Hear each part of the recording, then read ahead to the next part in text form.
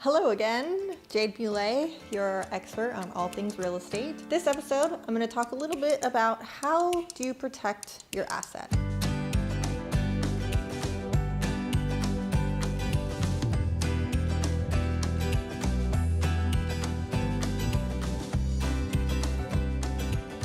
So most people know when they purchase a property, they have to have homeowners insurance. This is actually a requirement by the mortgage company, and it's something you have to get during the escrow process before you can even close escrow. So your property insurance protects your property in case of things like a fire, if you have earthquake insurance, even a home invasion, someone coming in and stealing your property. That's one way that you can protect your asset. However, there's many other ways to protect it that are often overlooked. So I'm going to touch base on a few of the different options that you have to help protect your home in case of loss or injury, and all of these are pretty important for a family, especially for a family.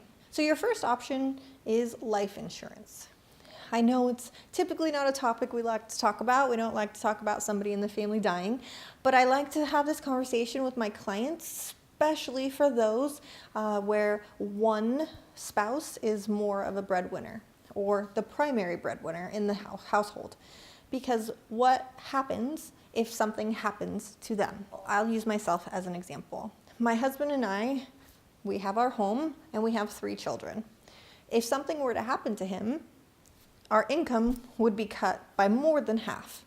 So what would we do? We have to protect our home by having some sort of life insurance. When we sat down and talked to our financial planner, the best option for us was to get a large policy for him and a smaller policy for myself.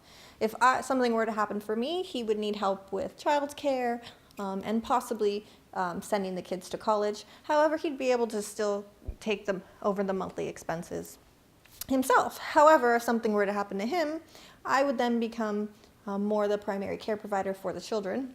I already am, but more so if something were to happen to him. So his policy ensures that we could pay off the mortgage, that we could send the kids to college, and that I would have something to live on and support the family in some case. You don't want to lose your home because you didn't plan on something happening. As we know, in this world, anything can happen at any time. Another very important way to protect your home, to protect your asset, is through a living trust. Most people don't think about this at all, and it's something that is very key to protecting your home, because if something were to happen, you don't want your home to have to go through probate. When you have it in a living trust, you designate where the home goes, who the home goes to. Something happens to both of you, something happens to one of you. In the case of spouses owning a home, if it's a single person, even if you're a young professional, putting your house in a trust to go to your parents or whomever is a much better way to protect your home, protect your asset, and have it go on to your heirs so you don't have to go through the probate courts and the whole process. It's just a good practice to protecting your home and protecting your assets to protect your financial security.